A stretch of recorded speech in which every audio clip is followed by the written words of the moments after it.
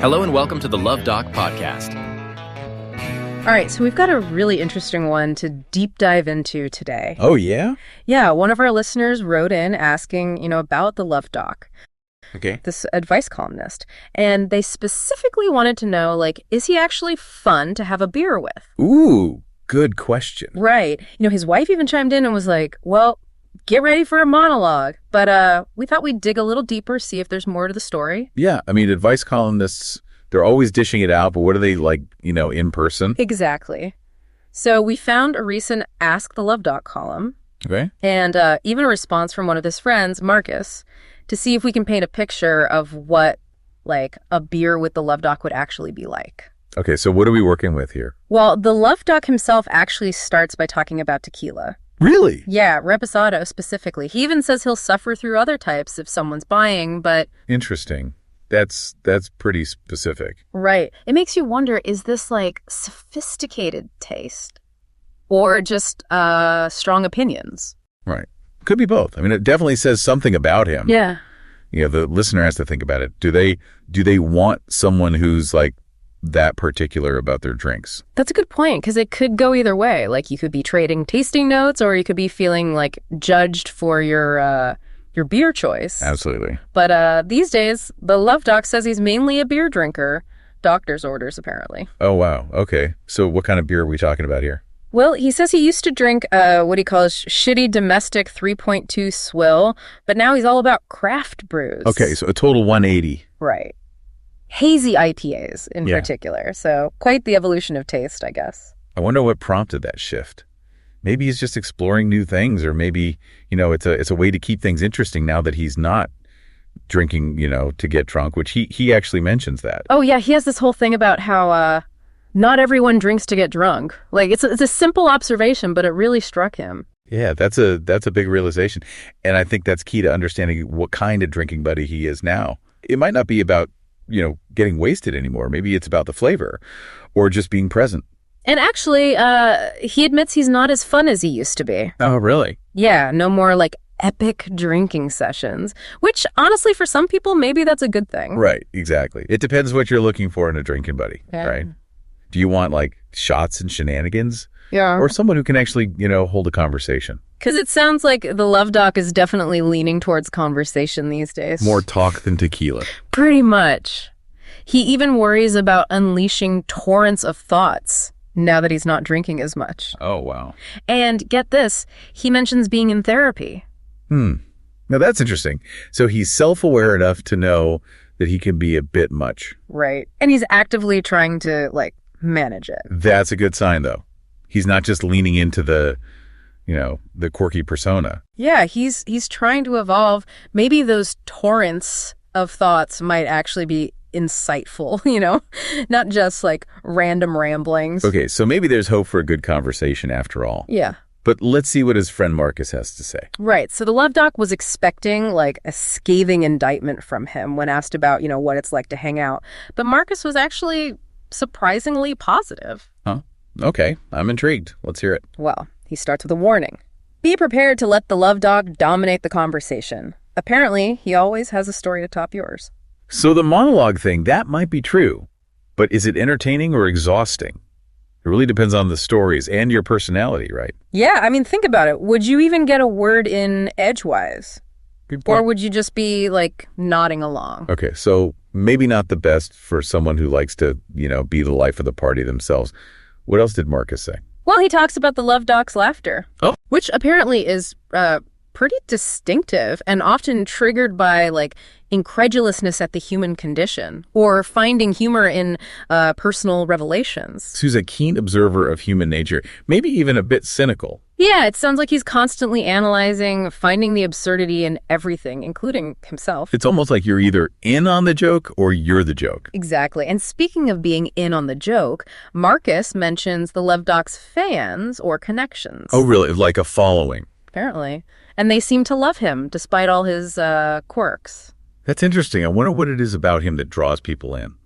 Is it his wit, his insights, or just the sheer force of his personality? And would you even be noticed, or would you just be, part of the background noise with these fans around? It's a gamble. Well, there is one upside, potentially. Marcus says the Luv Doc is pretty generous with perks. Perks? Like what? Like comped entries to things, free drinks, swag. Oh, the spoils of being the Luv Doc's friend. That's something to consider, for sure. Yeah. Right. Would free drinks make the monologues more bearable? Maybe. Would the swag make up for, like, being ignored by the main attraction? Yeah, it's a trade-off, for sure. And finally, Marcus has this one piece of advice. Okay. Don't let the Luv Doc drive. Oh, no, why? Unless you enjoy what he calls inefficient routes. Oh, so we're talking meandering journeys, detours, unexpected stops. Sounds like it. Well, that definitely paints a picture, doesn't it? It does. So we've heard from the Luv Doc himself and from his friend, Marcus. Okay, so summing it all up, what have we learned? Well, it sounds like the Luv Doc is, he's a character, full of contradictions, maybe. Yeah, for sure. Self-aware, but still prone to dominating conversations. Generous, but maybe not with his attention. Evolved in his drinking habits, but still enjoys a good beer. Right. And importantly, it seems like he has this knack for attracting people who appreciate him, quirks and all. So the big question is, for our listener and for everyone listening, would you want to grab a beer with the Luv Doc knowing what you know now? That's the real question, isn't it? And to help us all figure that out, I think we need to talk about the beer itself. Okay, so we've been talking about, the Luv Doc's personality, his drinking habits, his friends. Yeah. But, what about the beer itself? Right. What kind of beer would actually make this whole experience complete? Yeah. We know he's into craft brews now. Yeah. Hazy IPAs specifically. Yeah. But if you were sitting down with him, what would you choose? It's almost like a strategic decision. It is. Are you trying to impress him with your beer knowledge? Right. Or are you just going for something you'll enjoy, regardless? Exactly, yeah. Yeah. Are you trying to find some common ground? Or are you just going to, please yourself? Yeah. Because you might not, get his attention. Yeah, you might not even get to talk about it. Exactly. And think about the setting, too, right? Are we talking about a crowded bar? Yeah. A quiet brewery? Maybe even his living room?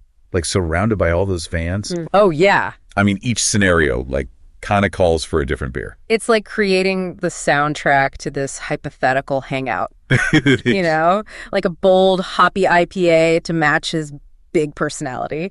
Or something more, mellow and smooth, hoping to encourage a more relaxed vibe. Right. Or maybe even something a little, offbeat, like a sour or a stout, something to spark a conversation. Yeah, or at least raise an eyebrow. Exactly, yeah. Get a reaction. What's interesting to me is even if, you never actually meet the Luv Doc, yeah, this whole exercise is still valuable. Oh, absolutely. It's making me think about my own beer choices in different, social situations. Me too, yeah. It's all about being mindful, right? Not just about what you're drinking, but who you're with, what kind of mood you're trying to create. Right. A good beer can really enhance that whole thing. And it's not just about the beer, right? It's about how you approach the conversation. Are you ready to listen, to engage, to maybe even challenge some of his ideas? Or are you just hoping to blend into the background? Right. There's a lot to consider. I mean, do you try to steer the conversation away from, those monologues? Do you play along with his observational humor, even if it makes you uncomfortable? Oh man, it sounds exhausting. It could be. Maybe it's better to just stick with the beer. Yeah. Let the Luv Doc do his thing. Maybe. Or maybe it's a chance to step outside your comfort zone, see what happens when you engage with someone who's so different from you. Yeah. And who knows, maybe the Luv Doc would surprise you. Maybe underneath all the bravado and the monologues, there's someone who's genuinely interested in connecting. It's possible. But even if he's not, yeah, I think this deep dive has been worthwhile. Oh, for sure. It's made us think about what we value in a drinking buddy. Yeah. What kind of social experiences we're seeking out. Yeah. And how even something as simple as a beer can play a role in all of that. Absolutely. It's also been a good reminder that everyone's complex. Yeah. There's always more to learn, even if they seem like an open book. Exactly. Yeah. And sometimes those complexities are what make people so interesting, even if they're, not always easy to deal with. So what's the takeaway here? Yeah. The big question, would you grab a beer with the Luv Doc? And And what kind of beer would you bring? What are you thinking? Yeah, like what kind of beer would you bring to this hypothetical hangout? Mm-hmm. And what are you hoping to get out of it? I mean, we'd love to hear your thoughts. You know, this deep dive, it's been a collaborative effort. You came to us with a question, and we're exploring it together. Yeah. Now it's your turn. Tell us what you're thinking. Yeah, because, the best deep dives are the ones that spark new ideas. Yeah. Encourage critical thinking and leave us with more questions than answers. Right. I know. Maybe even inspire us to try a new beer or two along the way. Exactly. It's funny you brought up the fans again, because it really got me thinking about the beer choice. Like, would you go for something like super rare? Ooh, like trying to impress the Luv Doc. Yeah, exactly. Or is it more like keep it simple? Yeah. Knowing he might not even like actually drink it, He might just like talk about it. Totally. So are you playing to like the beer aficionado, or are you just trying to, survive the conversation with your taste buds intact? I like that survival kit for your palate. That's kind of what it feels like. Right. And then there's the whole fans thing again, right? Oh, yeah, the encourage. Do you factor them in? Right. Like, do you bring enough to share? Or do you just assume they're going to be so busy, like, hanging on his every word that they don't even care? It's funny because it's become about way more than just, is the Luv Doc fun to drink with? It really has. Like, we're talking about strategy. Yeah. Psychology even. Yeah. It's like social anthropology. That's like we're dissecting a potential cultural interaction. We are. Which is kind of wild to think about for just having a beer. I know, it's crazy how like something so simple can be so multi-layered. Yeah, there's all this like meaning and intention, even if you don't even realize it. Absolutely. And I think that's what makes this deep dive so interesting. Like it makes you think about your own like motivations. Yeah. What are you hoping to get out of this? Yeah, it's like we're all playing a part in this little scenario we've created. We are. And like the beer we choose is like our costume or, our... Totally. Yeah. It's like signaling, like this is who I am. Yeah. This is what I'm about. So like thinking back to the Luv Doc with all his like, his quirks and contradictions. Yeah. What kind of beer would you bring to this hypothetical encounter? Yeah. And what are you hoping to like achieve? Yeah. Do you match his like intensity with something bold and hoppy? Yeah. Or do you offer something, subtle, like a moment of calm in the storm of words? We really want to hear, like, what are you thinking? What would you bring to the table? Yeah, and what's like the story behind your choice? Because this whole thing has been about exploring, right? Totally. Like challenging our assumptions. Yeah. And maybe learning a little bit about ourselves along the way. I think so. It's definitely a reminder that even like just the most ordinary thing can be like super meaningful. Absolutely. Yeah. Full of complexity. Yeah, if you take the time to look at it. Yeah, and who knows, maybe you will find yourself face to face with the Luv Doc someday. Right. Beer in hand, ready to navigate that conversation. That would be something. If that happens, you got to let us know. Oh, absolutely. But until then, cheers to the power of a good beer and a good conversation, no matter, how strange it gets. Cheers to that. To read the column that spawned this podcast, go to austinchronicle.com/columns/the Luv Doc. There are probably worse things to do with your time, right?